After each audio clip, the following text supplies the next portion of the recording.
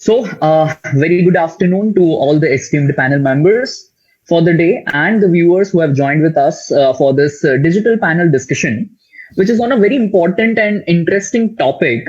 That is, women's economic empowerment is still a myth for independent women, and it has three vertices to discuss upon, that is, rights, responsibilities, and feminism. This is Ankit Pandya, and on behalf of the Parul University family, I would like to take this opportunity to welcome you all for a fruitful discussion on the same topic. Moving ahead, I would like to share certain details about the topic as the moderator. Women's empowerment is a very commonly used, words which are very much common nowadays, and it is there on the tongue of every Indian, or if you talk the worldwide, that is also there. But the problem is that how many of us do we really understand the meaning of the same? The topic is vast if we consider women empowerment, but it includes a lot of things to discuss. And rather focusing on only the empowerment of women, it is very much important that how we can empower women economically. And that is the reason because of which we all are here gathered with the esteemed panel members with us today.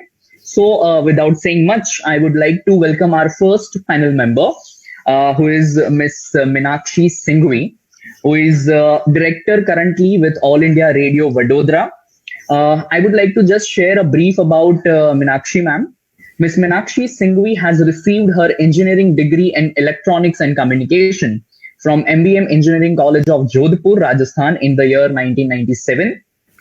She is a 97 batch IBES officer and presently working as a director engineering at All India Radio Vadodara.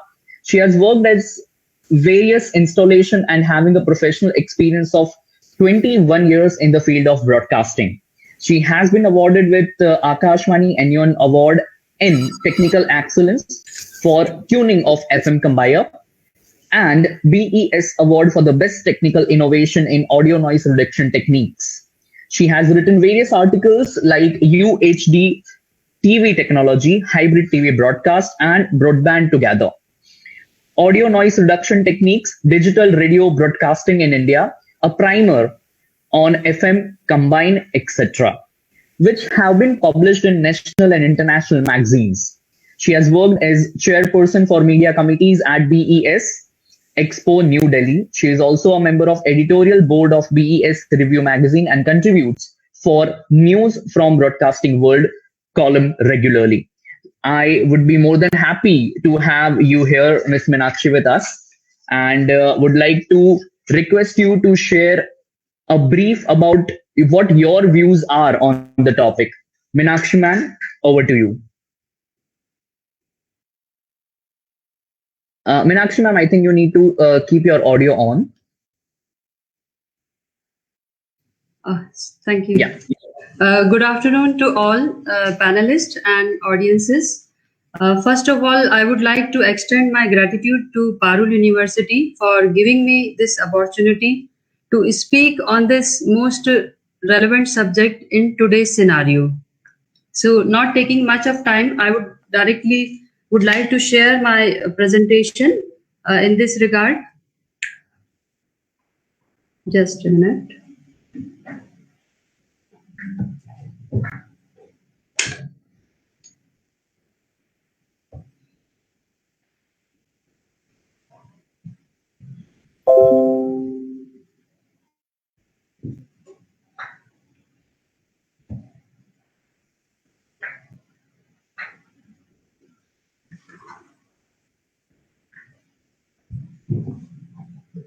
I hope it is visible to all. Yes, ma'am, it is totally visible. So, women's economic empowerment is still a myth for independent women, rights, responsibilities, and feminism. So, is it true or not? If it is true, then what are the reasons? And if it is not true, then up to what extent we have moved ahead? Let us see how things are going on in our society. Following will be the points we will be discussing. So, friends, we all know that the condition of women in India is undergoing a transformation. and things are changing for better, but change is slow and it needs a catalyst to accelerate the transformation in women's lives. Here it is important to mention that the condition of women in the group is not just beneficial for women but for society itself. Hence, encouraging participation from both men and women in this regard is imperative.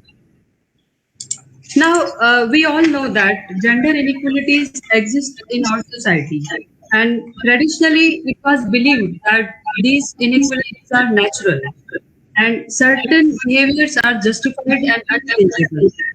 However, it is not true.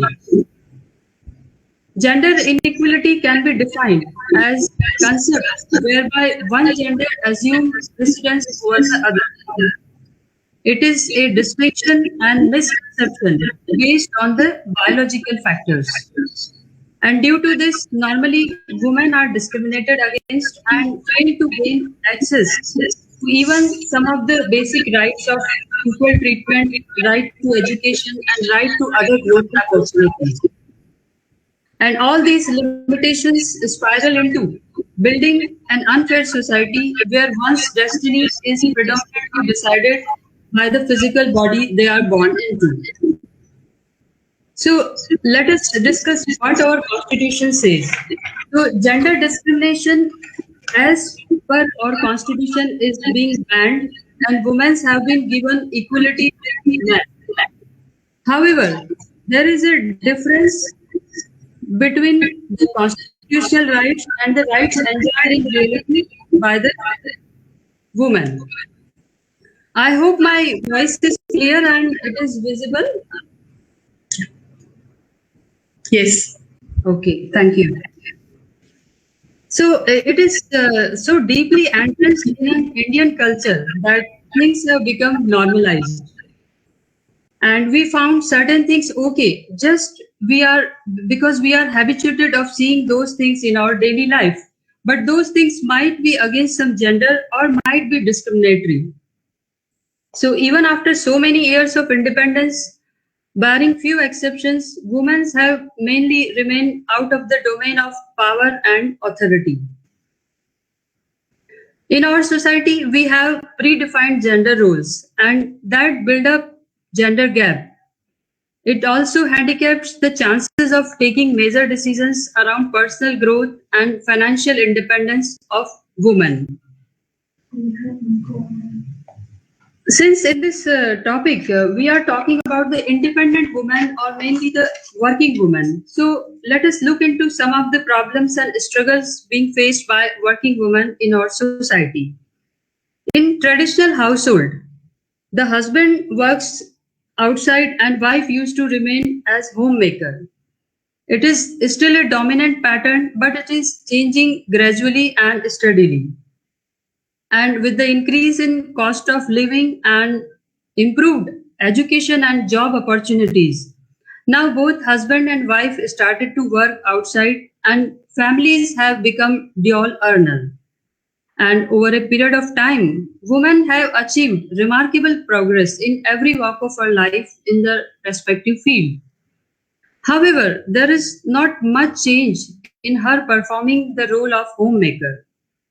In other words, the paternalistic attitude of the Indian male has not undergone much change.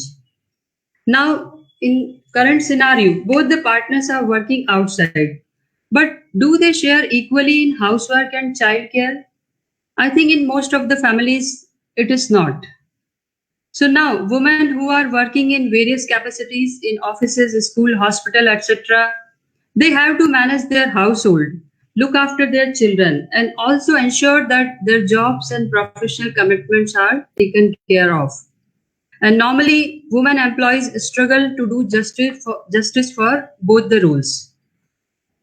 One more aspect which is important for working women and for every woman, I would say that how much she is involved in decision making, because that will give us a fair idea about financial independence and economic empowerment in true sense. Because this is one of the important indicators of women empowerment. So if we leave minor decisions where women are getting full freedom, for all major decisions, their involvement is less. And there might be number of reasons. Few of them I would like to discuss here. The first is lack of interest on women's part.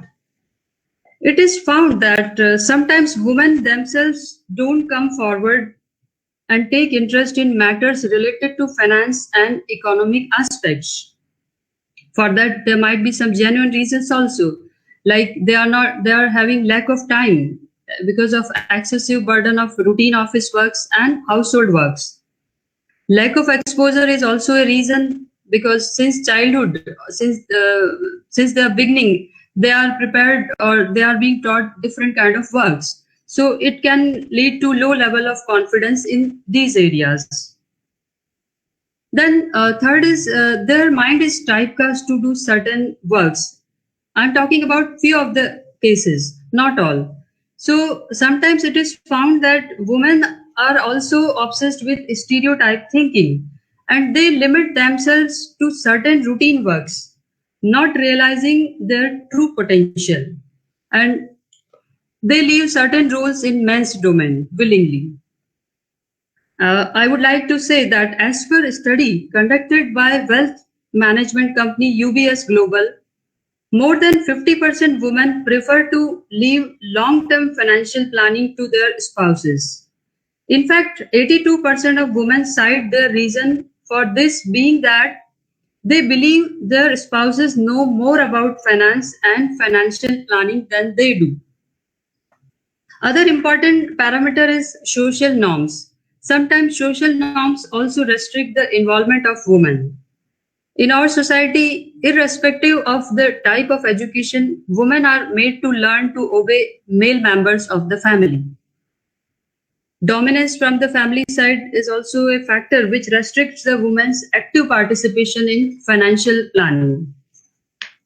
And for the welfare of the family, gradually they learn to give away their rights. It is also found that sometimes they are unaware of the legal status and the provisions related to improvement of their own position. Even if they know about some of the provisions related to their rights of succession, rights of inheritance, marriage, and family, they do not desire to invoke them. And the reason being against the traditional dominance of the authority of male parents, husband, and other elder members of the family. They often restrict the enjoyment of their legal rights by the woman. As per various studies, among women who earn, almost 1 in 4 do not have any money that they alone can decide how to use. This is being a socio-cultural problem. So in our society, we have certain norms which hampers the empowerment of women. In our society, roles, rights, and obligations assigned to each sex are not just different, but are unequal. We have some set pattern or work distribution for which is based on the gender. So that work distribution is unequal, and it is also observed that male roles and rights are generally being valued more. It is having more weightage than female roles and rights. Even the rights of husband include the right to be the key decision maker on major household decision. Why it is so? Because India being a patriarchal society, which by definition describe a culture in which males as father or husband are assumed to be in charge of the official heads of the household. And these norms are accepted by everyone, including women. In our society, it is also assumed that males are superior. And since so many years, women are considered inferior. And for that, they have to go extra mile than men to prove themselves equivalent to men. In our society, better exposure and conducive environment is always available for males for better learning in every field, whereas women are found to be trapped in social and cultural practices and rituals which further increases inequalities within household and discriminatory attitude of the society. So friends, if any change is to be initiated, then it should begin at the family level, isn't it? Family is the basic unit of our society, so equality should begin from within the family. And here the role of parents is very, very important. In Indian families, normally girls and boys, sisters and daughters are not treated equally in most of the families. Sometimes female child is taken as a burden to the family because of the thinking that whatever the money they will spend on her education or welfare, finally she will be marrying and leaving for some other family. So that type of stereotype thinking is still there in our society. Secondly, work distribution arrangement is very different between brother and sister. We keep on encouraging our girls for kitchen and cleaning work, whereas boys are asked to go for work related to market and outside work. Why not we involve our boys into kitchen work, and why not girls are asked to do shopping and other normal items of market, purchasing from the market side. So that type of things also require to be changed, because here the basic difference starts. And it is found that families often comes under social pressure and progressive decision for their daughter is not being taken. Here the role of father becomes quite important. A perfect example needs to be set by the father, because how he is behaving with the mother of his daughter, what kind of respect he is giving to his spouse, how much her mother is involved in the important financial matters or important decisions of the house, it has a more significance in later part of the girl's life, because she may be carrying same type of expectation from her future husband. Nowadays very talked about subject is behavioral improvement and learning of boys. It is also equally important as how they are going to accept their female partner, kind of respect treatment they will give to opposite gender. Parents should inculcate appropriate behavior in the boys towards female. In our traditional Indian families, normally the parents think that girl's destiny and dream is only about her marriage. They fail to accept that women also have dreams about her career and passions. So ultimate objective and goal of the family and the parents should not be up to the marriage of the daughter. And then they feel that now her in-laws will take the further course and further decisions about her future. That mentality or that mindset needs to be changed. So I feel that formal education is important, but how girls are treated in comparison to their brothers in their own home is rather more important. So friends, everybody's role is important as it is a socio-cultural issue, but I feel women needs to take a lead, and some of the qualities they must imbibe are like they should be self-defining. She should create her own definition of herself rather than accept others' definition. What is her dreams? What is her aspirations? What should be her future? She should define that in her mind and work positively towards that. She should also view herself as human being first, rather than always as mother, wife, or daughter. It's good to be a good daughter, good wife, or good mother, but for that, do not crush your dreams completely. Then, personal power. It is also important that they should be self governing and positive, not always dependent on men to survive. She should work towards her economic, social, and emotional security. Physical strength. I feel this is also very important that girls and every woman should acquire good physical strength, vitality, stamina, physical power, and fearfulness, because these are also needed to accomplish their goal and for perfect emotional balance and healthy life. Then last is mutuality in relationship. They should always choose relationship which is based on mutual respect, cooperation, and understanding. Things should not always be one way. So, coming to my last slide, I would like to say that there has been progress, but many of its benefits, however, yet to touch the majority. And since it is a multidimensional problem, involvement of all stakeholders is must. So we have to work at four level. First, I would say at individual level. For this slogan of Bal Gangadhar Sahab is quite appropriate. That अन्याय और अत्याचार करने वाला उतना दोषी नहीं माना जा सकता जितना कि उसे सहन करने वाला.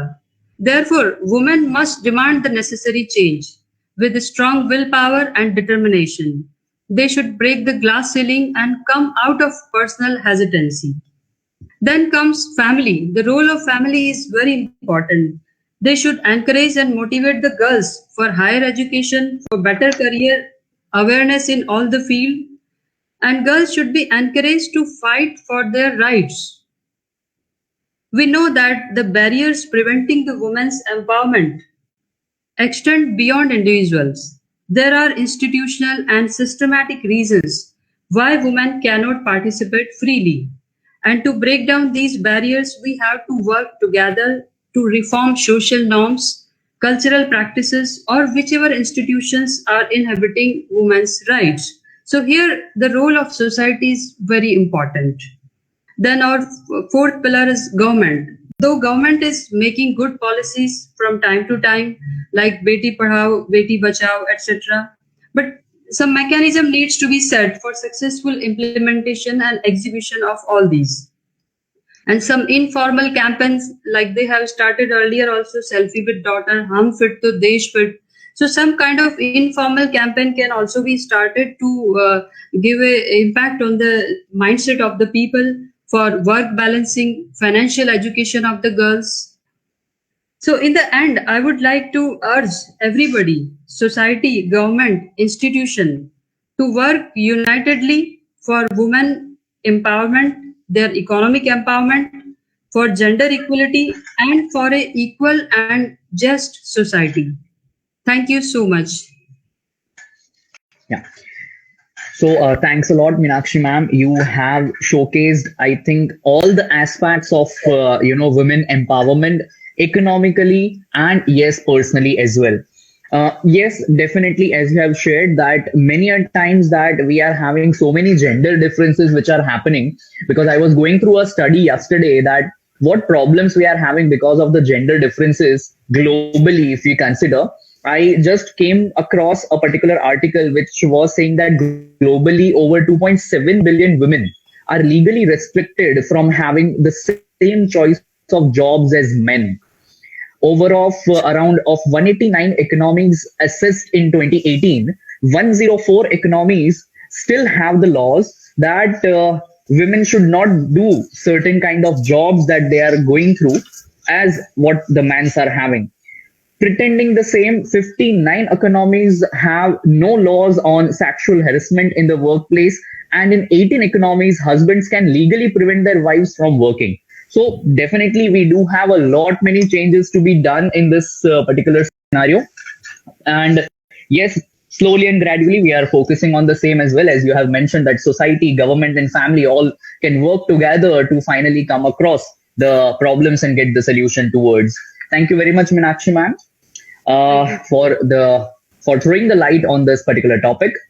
Now, moving ahead, we have our second panel member, who is Dr. Bijal Zaveri, who is the Dean and Director of Faculty of Management Studies at Parul University. She has 15 years of teaching and 1 year of industry experience. She is currently teaches marketing management programs at Faculty of Management. She has done PhD at MS University Baroda, and it is in the area of online marketing, and completed the PG diploma in cyber law from Asian School of Cyber Law, Mumbai.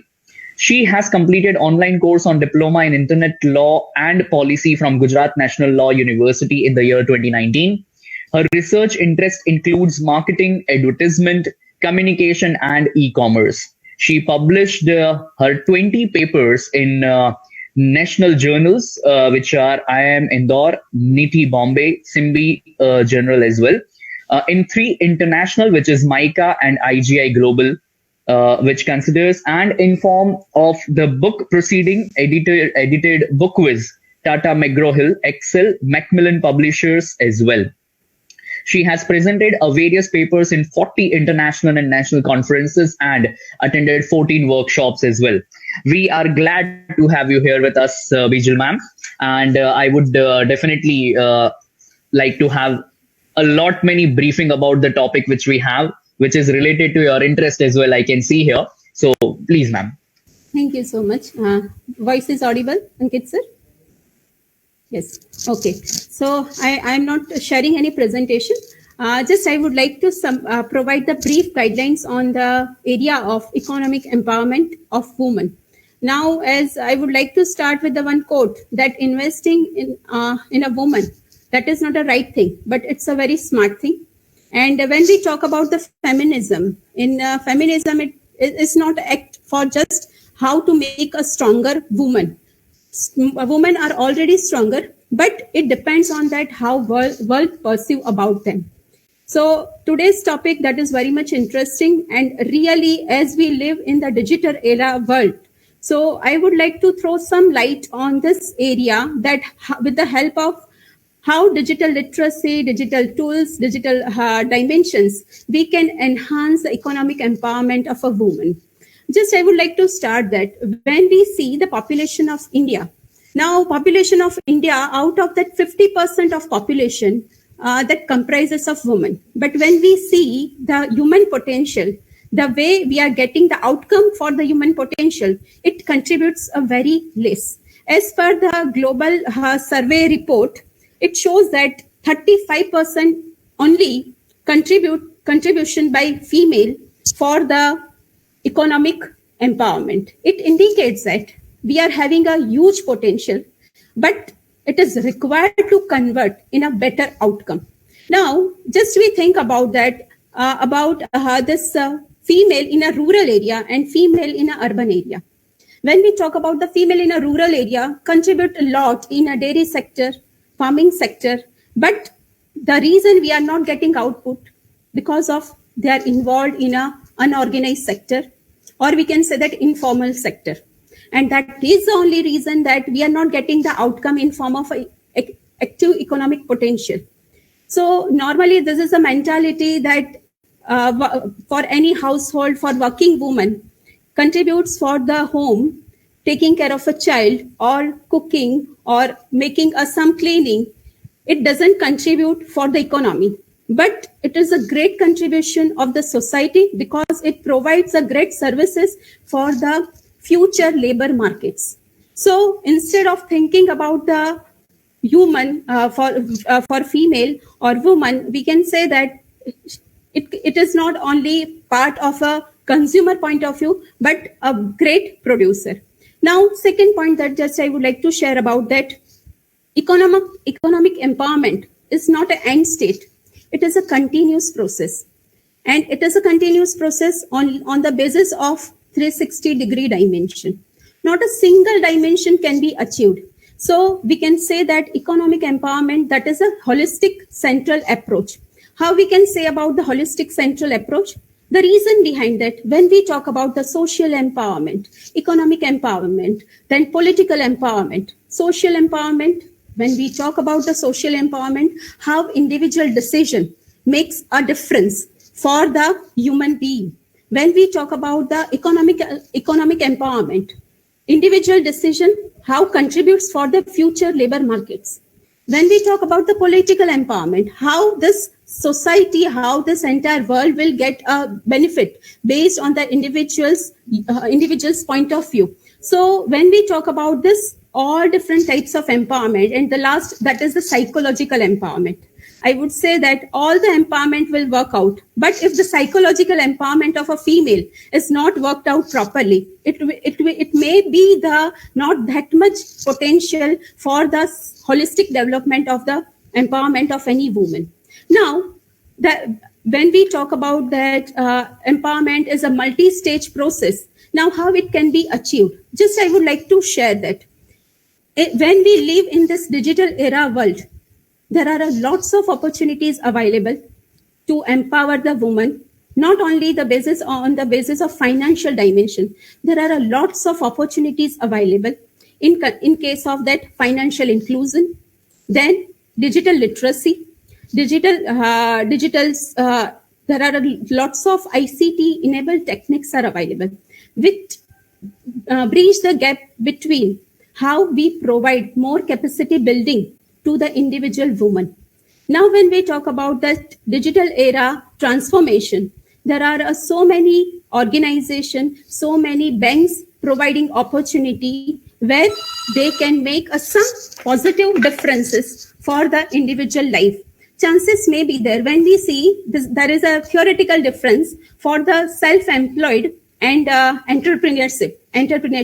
When we talk about the self-employed, it means that in a rural area, they have all the women have a more creative art skills. But until if that creativity is not getting financial opportunity, it is type of thing because it is involved in a part of a informal sector or organizational sector or unorganized sector. It is called as a self-employed. But at the same time period, when we talk about that in urban area, if any individual woman has a technical knowledge, financial knowledge, with the help of this all digital literacy, with the help of all digital ICT techniques, I think there is a great opportunity for the entrepreneurship.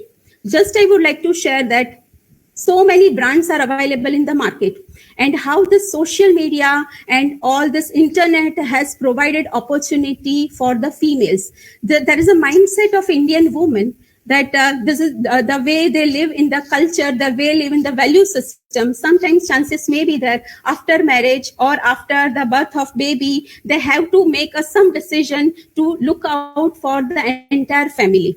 But this digital platform has offered so many opportunities for the female, and the way if it has been if it is possible to grab that opportunity in a very nice manner, I think it can create a great wonders for the all working women, for all the women.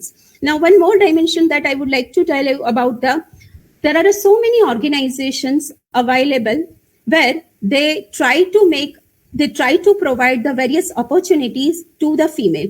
And Amul, that is the right example. I would say that they provided employment opportunities of 36 lakhs women in a dairy farming sector. There is one more industry available, that is a shell industry. What they do, they try to make empowerment of the woman by just hiring disabled females only. So there are lots of opportunities available.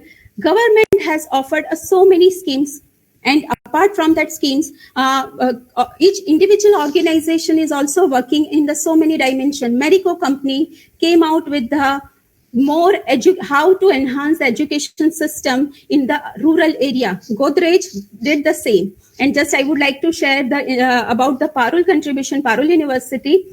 We are very grateful to our managing trustee, Dr. Gitika Patel, Parul Patel, and Dr. Komal Patel, started that women empowerment opportunities along with social, that SRC cell. We provided opportunities to the female based on the three innovative project activities. One is that electric auto rickshaw, and that is within the premises we provide this opportunity to the female, that this is a earning opportunity. One more project in the area of plastic bag, which is prepared by the rural area person. And the third opportunity, we can say that there is one more homemade food products that is prepared by the rural area. And this more we would like to connect with all the students for that, how to create homemade foods, and how they can make more attract, how they can make emotional connect. So these are the various innovative initiatives by Parul University as well in the area of employment, economic empowerment of a woman. One more last thing that I would like to share with all of you, that when we talk about any empowerment of a woman, it is not a single-handedly. It starts from the individual level. to reach to the organizational level, individual level, then family level, then organizational level and society level. So at every stage, equal contributions requires lots of support to the woman for the better future. One more dimension that I would like to tell you about that. There is a need to enhance the digital skill, need to be enhanced with the help of financial inclusion, how they can how they can learn various new courses with the help of a MOOC platform. And if we support financial support to any individual females, any individual women, so it may create a wonders in the organization. So this is the thing that just I would like to share on the basis of all four, five dimensions, that how this digital empowerment can create a great economic empowerment. Apart from that, we need to include 360-degree dimension of empowerment. Not only the one dimension can be improved, social dimension can be improved, but lacking on the political dimension or lacking on the, we can say that any financial dimension, it cannot lead to the whatever the results that we are going to get. So just I would like to conclude this my entire brief views on the economic empowerment of a woman. Thank you, sir. Thank you very much, ma'am. So yes, as you have very rightly, I can say, mentioned that, if you empower a woman economically, it will definitely get the other benefits as a complement with them.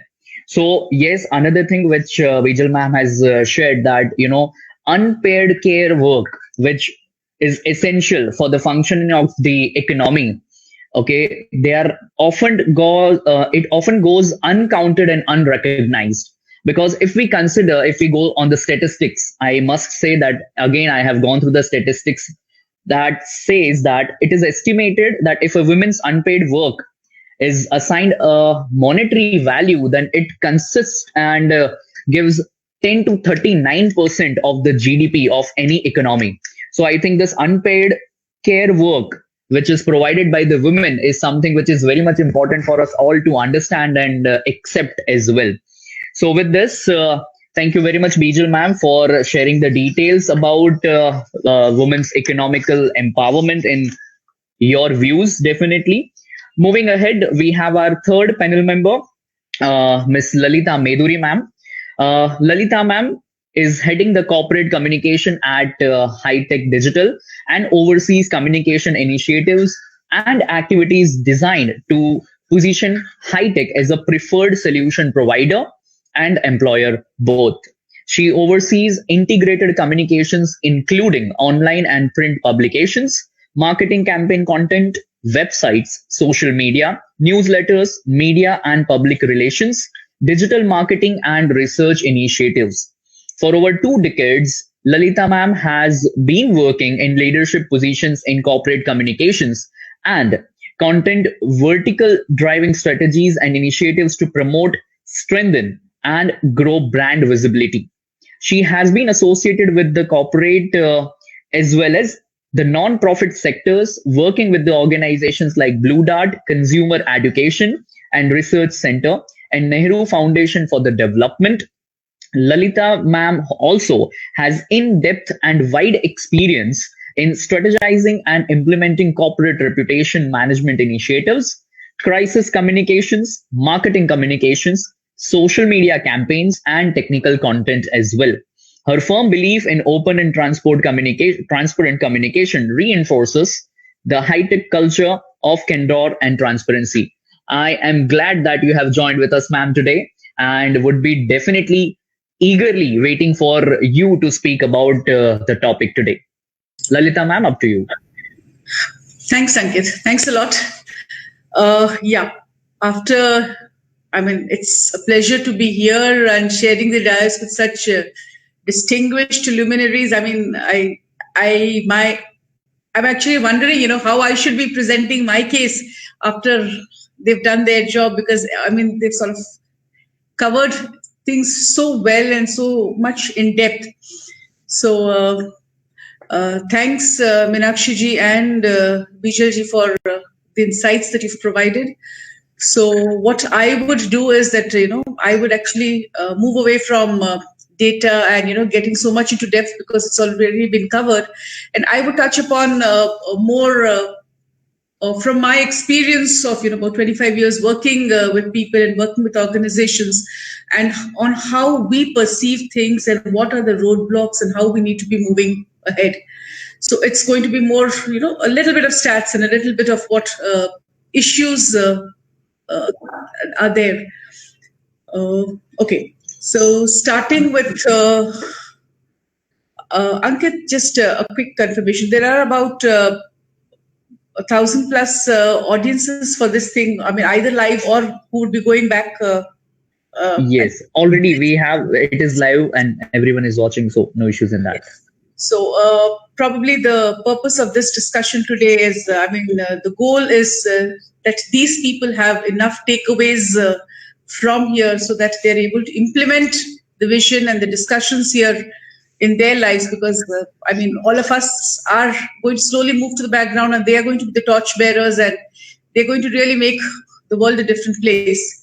So that's the objective of this whole thing, and I hope we are all able to give them those takeaways from our talk today. Okay, the topic for the day is economic empowerment for women is still a myth. I'll just break this up into two different components, one being economic empowerment for women, and the second, it's a myth. When we talk of economic empowerment for women, in a very common terms, without going into the details of the definition and all, it's about financial success of women, career success for women, giving them a position in society where, they have a sense of self-worth, and, giving them equal opportunities, equal access to resources that will make them successful in the society. So that's about economic empowerment of women. And the second component, it's a myth. That's something that I would not really go for. I wouldn't say that it is a myth, because if you say it's a myth, it would not do justice to the humongous efforts that are being put in by UN bodies, the governments, the global governments, non-profit organizations, and so many corporate entities and millions of people, forward-thinking people who are all striving to make a change, to make the difference. So we would not say it's a myth. We definitely say it's a goal, it's a vision that we want to move towards, and we're there, we're all moving towards that, but we still have a long, long, long way to go to reach there. So we are all on the right direction, but it's a long road ahead, and that's what we need to discuss. What are the roadblocks and what's going to take us over there? Yes. So I'll just talk about 4-5 key factors that, that really need consideration, that really need thinking about, which will actually shed light on, what we need to do about empowering women economically.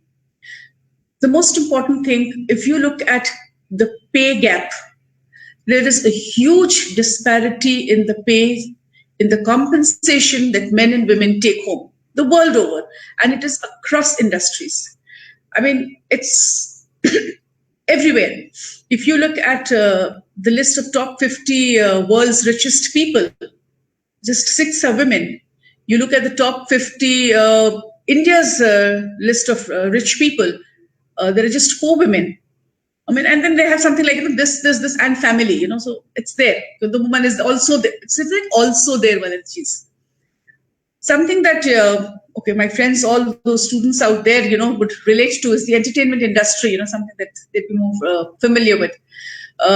Entertainment industry, if you look at the Forbes data, it says that the top 10 actresses out there, the top 10 best, highest paid actresses out there, their pay is 30 cents per every dollar that their male counterparts earn.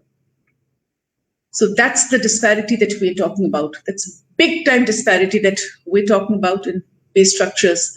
And that's because of organizations where the decision making is in the hands of male.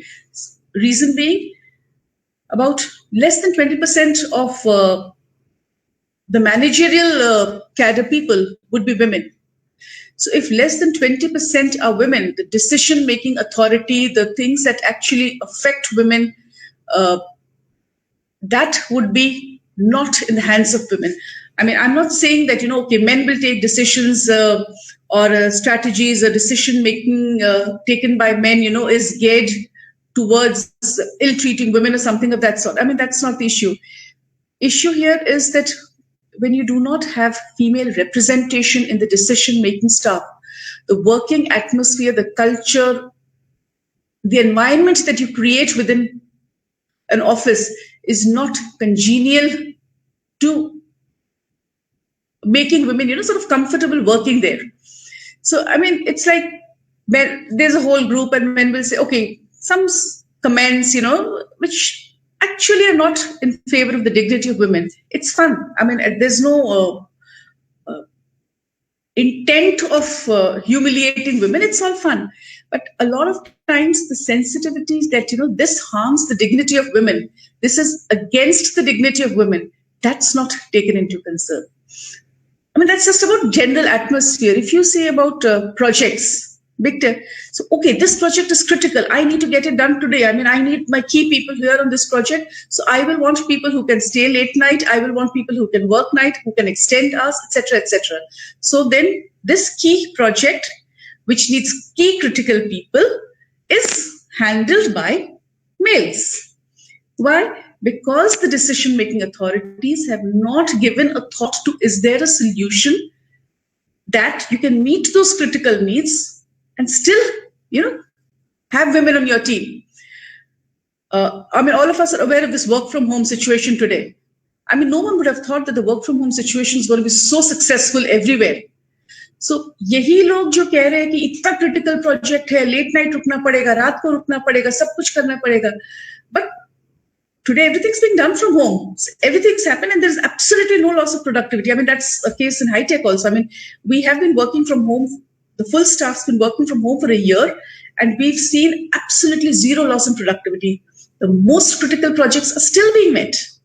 Okay, matlab, there is a solution to everything. If you need a solution, there is a solution. So if you think having women in that critical key positions is equally important, you will look for a solution for those issues. So it's not about, that, okay, we are giving women an opportunity to do a job, to work. We need to be giving women an opportunity to succeed. Okay, just allowing them to work or giving them opportunities to work is not enough. You need to give them opportunities to succeed in their jobs. That's what's going to make a difference. And creating atmosphere like that is going to be important for women to succeed going ahead. If you say hiring practices, a lot of people, I mean, there is no written rule as such, but okay, it's against professional ethics to say that, to ask questions like, are you in the family way? I mean, are you planning to get married? So people still do ask. I mean, if you have a woman who is not married, you said, okay, are you planning to get married soon?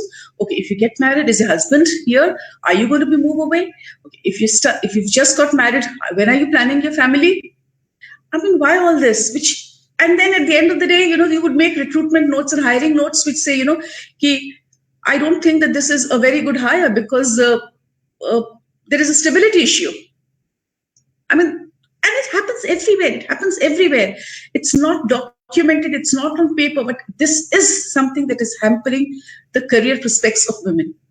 So that is the way you need to look differently. You need to approach things differently. And that's the big change that we need to make in our approach. I mean, there are a lot of comments that you hear in the office. I don't need my wife to work. I mean, I'm earning well. So what do you mean by you don't need your wife to work? I mean, that's it. For a woman, a job is either because you need the money or because, chalo bhai, thoda time pass ho jayega, let her go out of the house and let her spend time. But you come back home in 8 hours because the house needs you. Okay, because your main priority is your home. So you take care of those things and then you come back to work. So the approach still, the mindset of people still is that That's what needs to change. Government is doing a lot. I mean, with maternity leaves going to 6 months, and that's a mandatory thing. So, I mean, corporates have no way, but to accept it, and they have to implement it. But you will have a lot of corporates which still find a way of beating around it. They'll say, "Acha, इसको तो अभी maternity leave पे जाने वाली है, तो इसको अभी confirm नहीं करते हैं. अभी okay यार, इसका तो अभी, I mean, there's a maternity, she could go on, and then if her performance is average, let's put her on low performance and move her out, because you don't want to give an additional 6 months salary, okay? Or you don't want to lose out on a candidate, I mean, on a resource for 6 months. So those are all things that are going against the success, the careers of women, and that's what we need to look at things in a more sensitive manner. We need to look at things, and I'll give you a very good example from, like I said, today I would be talking more about from my own experiences over 25 years and things that I've seen good things happening everywhere. This is about 25 years back. I was working with Blue Dart, and then I had to go on maternity leave. And because I had to go to Jamshedpur, which is 2 days from here, there are no flights, direct flights, and I had to travel by train. So I had to go in the 5th month only. So, which meant I would need a very long maternity leave. I'd be losing out on my career, on my earning capacity, etc., etc. So the vice president, HR of Blue Dart, he flew in from Bombay for some work at that time. Adi Sonawala, that's 25 years back, but I still remember his name. I mean, he said, we'll do one thing, we'll transfer you to Jamshedpur, Blue Dart. You work till the time you can, and then you can take your maternity leave later. You can use it then. I was in customer service then. There was no customer service in the Jamshedpur office. It was a small office, but they still created that position. That shows how the forward-thinking mindset of people. And that's the way we need to think. That's the way we need to approach situations to make the work life, the work environment conducive to women working. So that's a total different, approach that we need to be taking. Again, I'll go back to my own experiences, because that's where I draw the thing. When I was working with Nehru Foundation, my daughter was still very young then, and I sort of needed to pick her up from school and take her out, give her lunch and things of that sort. The best thing that helped me there was a creche facility over there. So it was so comfortable, I knew that my daughter was there in a creche once or twice a day. I could go meet her, have lunch with her, go back. I could extend my working hours, not worrying about where she is. So those are all the facilities. So these are the ways that companies need to think about. Okay? Just having a creche within your campus, somewhere nearby, that's a huge help to women with careers. I mean, that's huge help to women who want to work, and they don't have to feel tensed about where they're going to leave their kids and what they're going to do. So those are things that we need to be thinking about. Now, there's another thing that we have, the types of jobs that women can take. So the type of job, if you are a woman, the best job, is a teacher. I mean, a lot of women are told that if teaching job ले लो उसमें क्या होता है ना, या bank job ले लो उसमें क्या होता है, अभी तो कोई bank नहीं बोलता है, but okay, you take a teaching job, because it's less working hours, you get vacation, you spend more time with your kids. I have nothing against teaching. I mean, I really respect the teaching job, but someone taking up a teaching job because it's an easy win, a quick win, it gives you. So that's not really thinking in favor of people's careers, women's careers. If we want to hire, when I was at Parul also a couple of years back, and we were doing campuses across Gujarat, and we were given a mandate, we needed to increase the women in the working in the divisions, different divisions. So we desperately wanted to hire women engineers. But the whole thing was the pool of candidates. I mean, you yourself would be knowing, Ankit, the pool of engineering candidates, especially in mechanical and civil, women candidates, was far, far lesser than the men. They will not go in for mechanical engineering careers. They will not go in for civil engineering careers because it's like, okay, yaar, women के लिए बहुत difficult है. कल को वो शादी हो जाएगी, कल कुछ होगा. How are they going to move ahead? How can they have on-site jobs? How can they take up things like, on factory jobs? We are okay with manual labor, women working in manual labor and all that. We see all that. That's fine with us. But we don't want women in mechanical engineering and civil engineering jobs because it becomes an on-site job. So that's the approach, that's the thinking that we need to change. Okay, they have to have an open choice. I mean, this is a career that I want to pursue. This is what excites me. This is what I want to do. So I do it. Irrespective of the fact that I'm a woman or a man, I need to be doing what I want to do. That's about career success. That's about financial success that we're talking about. And that's the mindset also that needs to change. And most important here, I will touch upon something that Ankit, you also discussed about the unpaid care. So it's redefining roles. Okay, so it's the work that you do at home. I mean, it's equally important. I mean, you said that, that contributes to a huge part of your GDP. I mean, taking care of elders at home, taking care of the household, taking care of the kitchen, the kids, all that is very important work. But this is work that is taken for granted and it is to be done by the women. Okay, it's sort of an undefined rule that this is a woman's job. Okay, and that's where we need to normalize this. This is the work in the house, and this is something that both need to be doing. Stats say that for this unpaid thing, globally, women do 3 times more of this work, unpaid work, than men. In Asia, they do 7 times more than the men. Okay, because even if you're working, it's your job to take care of the house. Okay, and if your husband helps you out, it's like, okay, I'm helping my wife. It's not like, this is the work in the house and this is 50% and 50%. That's not the way it's looked at. So that's something that needs to be normalized to get women free to, think, explore their careers, explore other options, do things more than what they're actually doing. So that's the gender normalization, role normalization that needs a huge lesson. And overall, the way of thinking, that, okay, women are as important as men, as competent as men, as, good enough as men. That needs to change. I mean, government can keep coming with a lot of laws, but till we think differently, it's not going to change.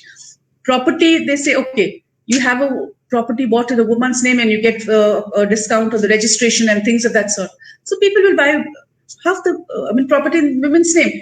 Half the women don't even know that there's property in their name. They don't know where it is, whether it's on lease, whether it's on rent, whatever it is. They just don't know. But it's in their name. Okay, property is registered in a woman's name. That's the way it's going.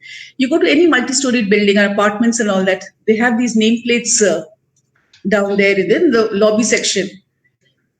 एक बार आप नजर मारो and see what percentage of those names in the nameplate section is of women. It's going to be very minority. Even where it is, it will be Mr. and Mrs. Agarwal, Mr. and Mrs. Sharma. I mean, no names like that, but that's the way it is. Plainly, simply, in the name of women is something that's not really visible. Okay, so those are things, those are approaches to things that we need to change. We need to change the mindset of people approaching things. Career for women is not a time pass. It is a need. It is something that they really need to do to establish their identities. That's the way they need to be looked at. I think, we could go on, but I think my time's up, Ankit. If you have still points to talk about, we can. No issues, ma'am. No. So it's basically, these are the approaches, I think, that especially in an office, in the way we look at things, in the way we look at, even when, you have your daughters, career for daughters, yes, it takes something. शादी के बाद पता नहीं वो आपको काम करने देंगे या नहीं करने देंगे. Okay, and this is something that I've heard about it. A lot of it in my own circles, my own colleagues, saying, I don't let my wife work. I mean, okay, what is this? What do you mean? I don't let my wife work is something that just doesn't. I mean, it's so wrong. I mean, you've taken a decision. Probably it's a decision, a combined decision. Okay, you do this, I do this. That's again a different thing. Fact that you feel that a woman will work only if it's needed and because you're not earning enough to support your family, that's a problem.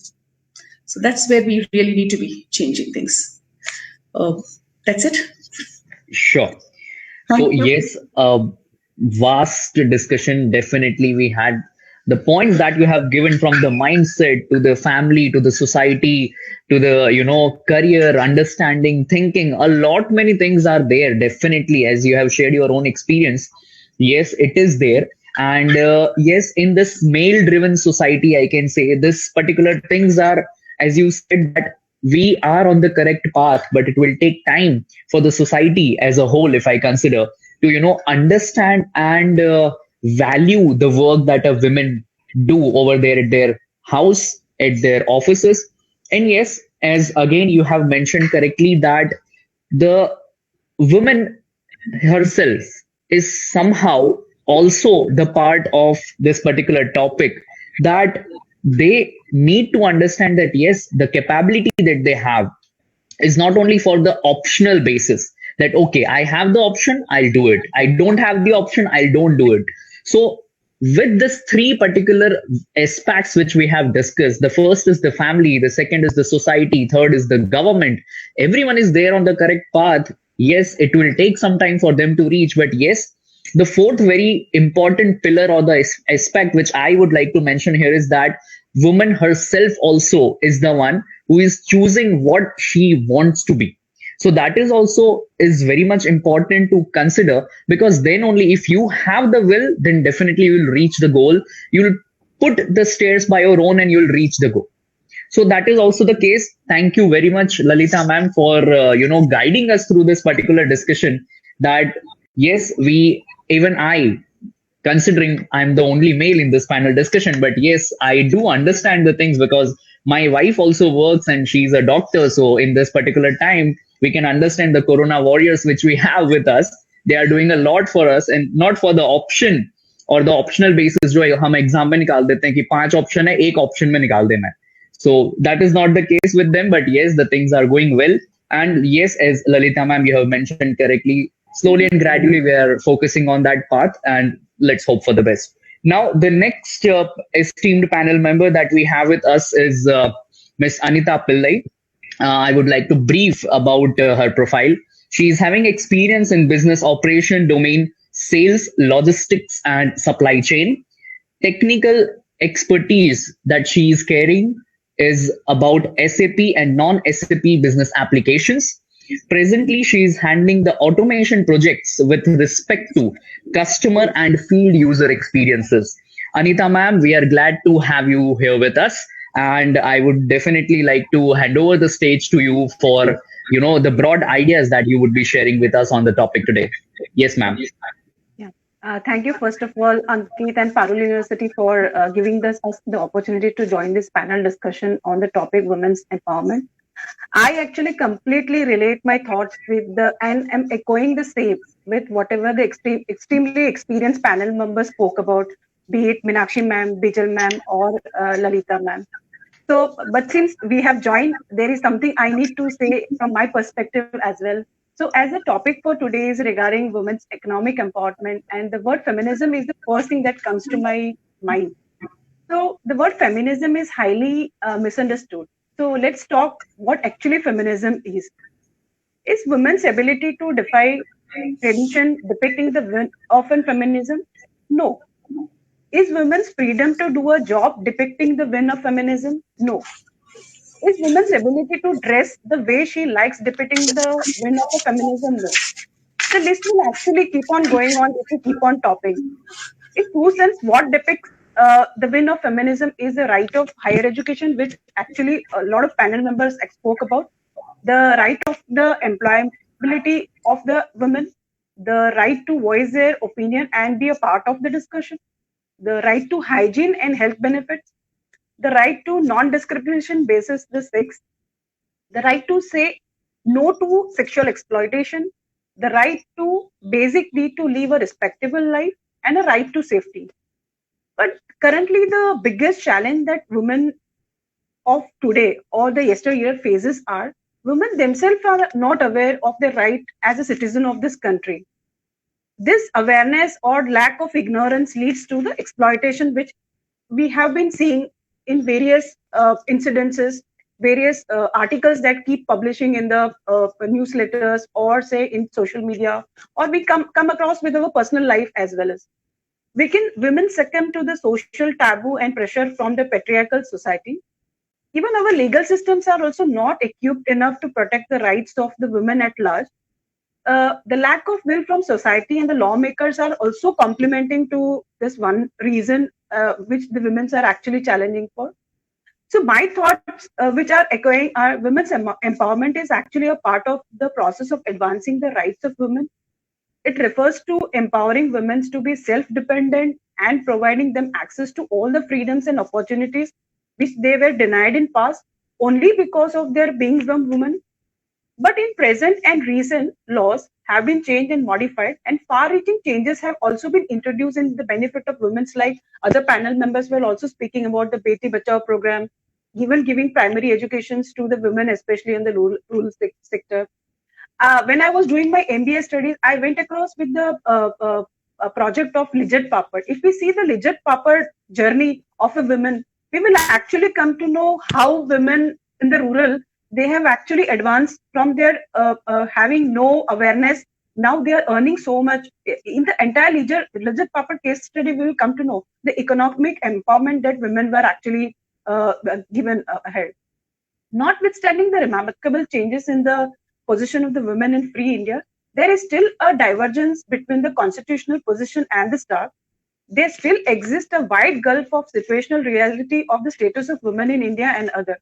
See, there cannot be any dramatic movement in the system, just including women members in some influential positions, like what Lalita ma'am was also saying.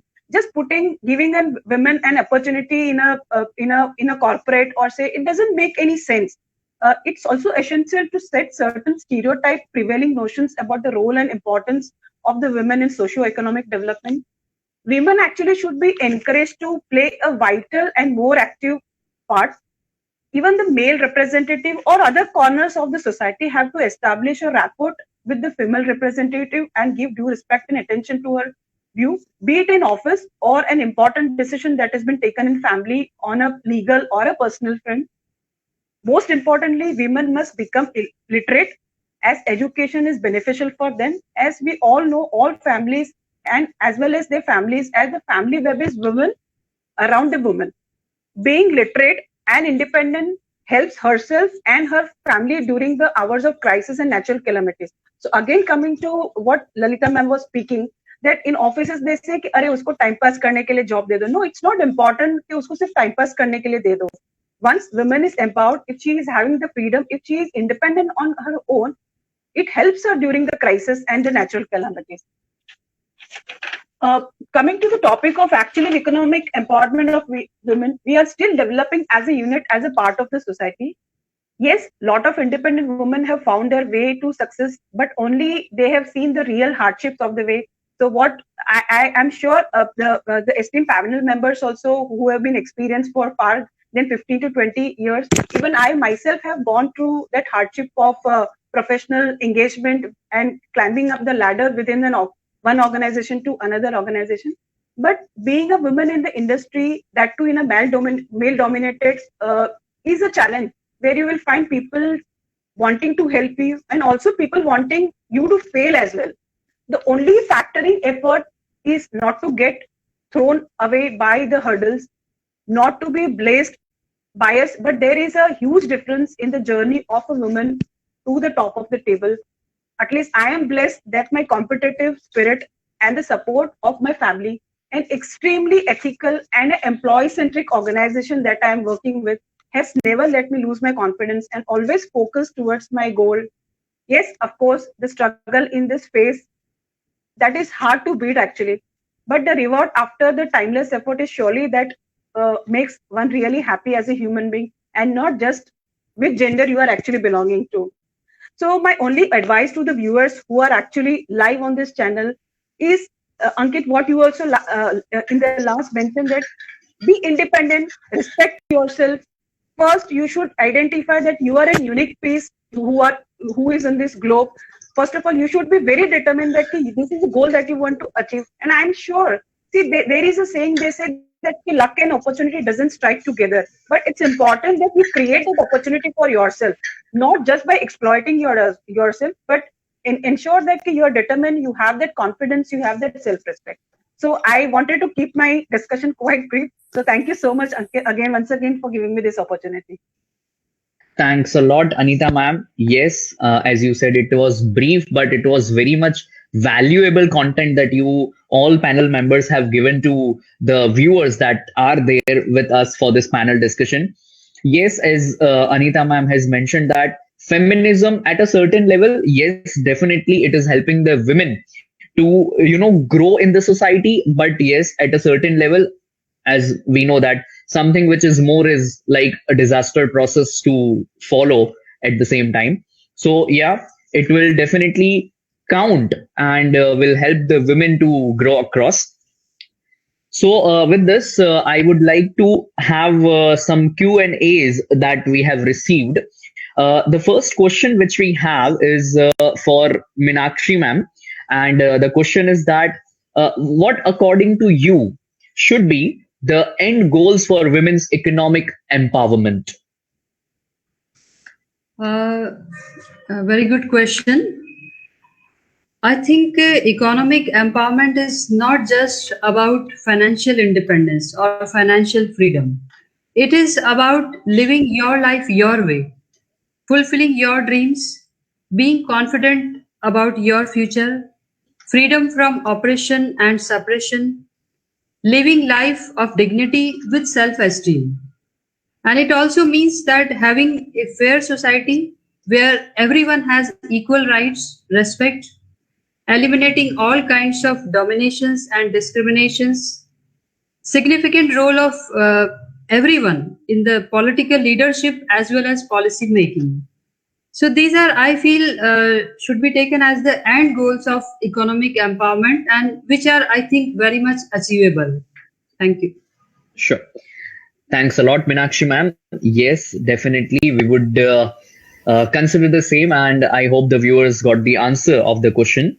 The second question that I would like to put forward is for Lalita ma'am, and that is, ma'am, what all are the things which organizations can do to empower women economically, specifically considering the topic that it is all about women's economical empowerment, because as I have already mentioned that if a woman is empowered economically, definitely all the other empowerment will come as a complementary thing with all these things. So yes, ma'am, we would like to hear from you for this question. I think your audio, ma'am, is off. Yeah. Yeah. I think, like you said, it's socio-economic empowerment, not just economic empowerment, because the two go hand in hand. Your question, however, is more related to what can organizations do to help.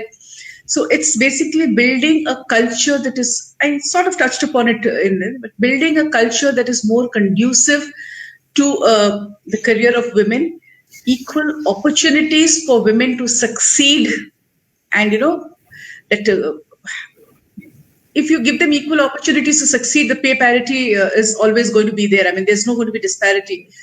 So equal opportunities to succeed in an organization, creating culture, creating an environment that is going to be helpful to them. The approach of men that, women are not there just as time pass. The thinking needs to change. So there is an education that needs to be given to people. Because I know way back I heard of some case, where there was a boardroom discussion, and that was during the global recession, and they were considering layoffs. So a senior person over there, it seems, said that for the layoffs, what are the parameters that you're going to consider? You need to reduce 50% of the staff. So what are going to be the parameters? Okay, let's remove the women, because in any case we're not going to harm them because their husbands are working. So this thinking needs to change. That women are not there as secondary citizens in an organization. They are as. So for this, most important, what you'll have to do is in the senior management, in the management, across the operation level, there has to be definitely a certain percentage of women representation. And there has to be a goal that, year on year, you're going to be increasing that. So if it's today 10%, make it 20%, make it 30%, and it has to move to 50% at any point of time. So, and that's going to, give women, that place. And plus facilities that, like I said, a creche, that's going to be really helpful. If you have the facility, if you can make that thing possible, those are things that help women. Most important, a thinking, an approach that women are not secondary citizens. They are as important, as competent as the men there. Yeah. I mean, like I said, That's not Yeah. so easy. Though Yeah. we were given a mandate. I mean, our management gave us a mandate that you need to increase the female representation, but we weren't getting candidates. Correct. So that's True. also a problem there. True. That's a real problem, as you were asking, and you were actually discussing that as well. That if you consider the core profiles of engineering, that is mechanical, civil, or electrical, we are having very few, or I can say near to zero females opting for that. Not because of the only the reason of the society, but the upbringing also is something very much important, which affects the thinking of people. Because nowadays it is like, if you have a daughter, you have definitely, as a parent, you have a lot many things to decide for your daughter or son, whatever. But yes, if you have a daughter, you have that one thinking in your mind कि इसको ऐसी field दिलवानी है जहाँ पे उसको extra कुछ ना ऐसा करना पड़े जिसकी वजह से बर्डन आ जाएगा. So that is also something, because even if we have 4 empowered women here in front of me, so I can definitely say that you also have that one thing in your mind that whatever I have gone through, I don't want my daughter to be, facing the same. If that is also the case, but yes, as ma'am has mentioned correctly, and yes, again, one thing I would also like to mention that at Parul University also, we have a lot of empowered women, as Bijal ma'am has mentioned, that we have 3 dignitaries over here with us, Dr. Parul Patel, Dr. Komal Patel, and Dr. Gitika Patel, those who are leading us through the path of success, I can say.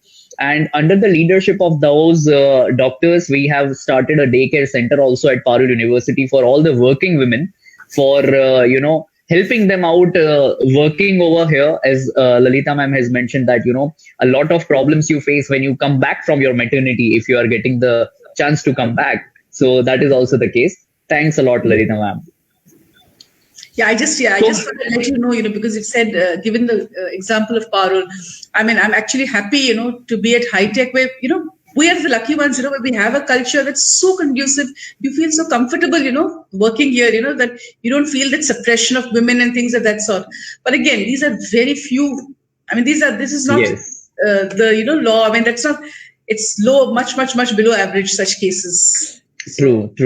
That cannot So be again, yes, as you have mentioned correctly, that again, to empower women economically or any way, every time we need this thing that yes, we need to have a law to enforce the people to do so, and the law is made by the men only. So yes, the thinking is slowly and gradually changing, but it will take time, as you have correctly mentioned.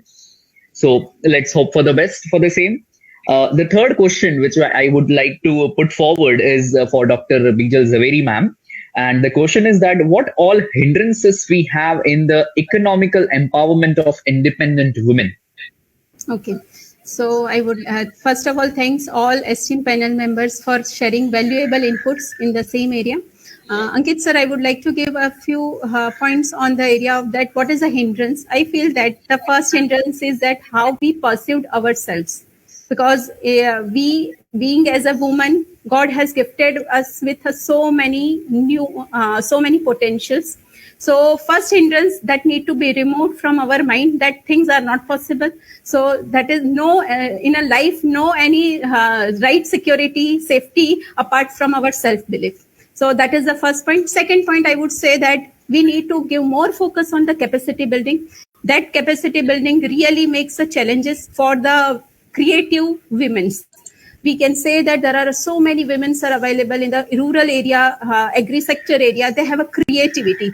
But once that certain digital dimension, with the help of this digital dimension, this learning literacy, if it is provided, so that we can overcome that hindrance for any women for the economic empowerment. The third one, we can say that in any situation, we should challenge our own selves. If we challenge our own selves, there is no challenge available for us in any of the path. So these are the 3-4 points that I feel that hindrance, and we can overcome with the help of so many new ways. Thank you, sir. Thanks a lot, ma'am. Thank you very much for your valuable insights on the same. Yes, as charity begins from home. So as you have correctly mentioned that, yes, if you want to change something, if you want to remove the hindrances which you are facing, you need to start doing it by your own. The fourth question, which is a very interesting question out of the topic, is for Ms. Anita Pillai, ma'am. And the question is that, ma'am, is feminism a tool for women's economic empowerment? I don't think so. Actually, women's, women's economic empowerment is something that is completely based on the spirit and the focus and the interest which the woman herself is actually willing to do. But as there are two sides of every coin, there might be instances where actually feminism has actually been used to help flourish a female's professional career. But those women are not feminists; they are actually pseudo feminists who just want to exploit the basic uh, moral ethics that are now a part of the society for their own good. But I would say, since the topic what we are largely looking at is a feminism, we should see powerful women like Indira Nui, and plus our. I'm really impressed with the way Lalita ma'am is also explaining things to all of us. So this is the cadre what actually feminism belongs to. Believe me, one thing: women are the best planners in the world. So, like what I completely echo with what Lalita ma'am is also saying. There has to be some 30%, 40% employment that has to be given to the organization. It's not only going to benefit for the organization, but the planning, the implementation, and all what women can do. We are not judging over here that the male can do this part or female can do this part. But that's it. Feminism is completely the interest what actually women wants to do. Perfect. Yes, definitely. I am the one who has experienced that. Yes, women are the most, I can say, effective planners if we consider any of the situation that we are into. Yes, this is the truth. And yes, with this, we are having the questions finished here. And moving ahead to the conclusion part, I must say that the four empowered women that we have as our esteemed panel members has actually shared a very valuable insights for us to understand and think upon, starting from understanding your own self, understanding the value that you have, the capabilities that you have, the you are the one who will overcome the problems if you are facing any. Yes, definitely family, society, and government, they are there to help you out. Yes, again, as Dr. Bijal has rightly mentioned, that you have the opportunity, either you grab it or create it. That is also in your hand. From the individual to the society level as a whole, a lot of things are going to be taking place slowly and gradually, but yes, it is going to happen. As Lalita ma'am has mentioned, that we are on the correct path. The thing is that we need to still continue, going on that path so that you can reach to the destination. And yes, again, as the very famous saying is there, that if you are on the correct path, you will definitely face the problems which you need to overcome to reach the destination, because you are not enjoying reaching the destination, but you are enjoying the path that you are into. So that is also the case. Again, yes, organizations also have started taking the initiatives, again slowly and gradually, but yes, the initiatives are there taking place to empower women economically, because many a times it is very much important to understand that women is not only doing just one thing, that is the work which she has assigned, but she is doing the work at home as well. No doubt that this thinking need to be changed, that this is the only work which is catered by the women. Goal and the vision to go ahead is needed, and disparity is also something which is needed, the clarity of understanding. So yes, as a conclusion, I must say that we are slowly and gradually changing, and women's economical empowerment is right now considered as the ongoing process, and it will take time, but slowly and gradually will reach to the destination which we are in need of and we are in wantness of.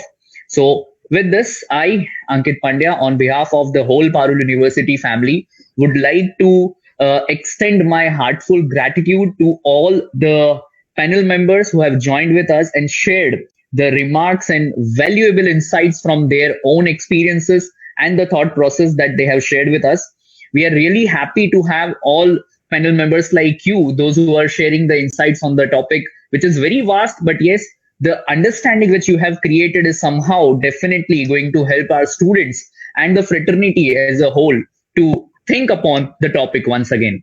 Thank you very much, all the panel members. Thank you very much, Meenakshi ma'am. Thank you very much, Dr. Bijal Zaveri. Thank you very much, Lalita ma'am and Anita ma'am as well, for sharing and spending your valuable time with us and our students as well. Thank you so much. Thank It you, was sir. really nice to hear Thank you, sir. all panelists. Thank you so much, Parul University. Okay. Yes, thanks everyone. It was nice. It was very insightful, basically. Yes, and we would definitely plan if time permits and if the situation is getting back to normal, as it seems it is, to have all the panel members like you over here at a particular stage to share the stage and share your insight face to face with the students as per the situation and time permits. We'll definitely plan it out. Thanks a lot. Thanks so much. Yeah, thanks a lot. Please Bye. take care. Yeah, bye-bye. Bye.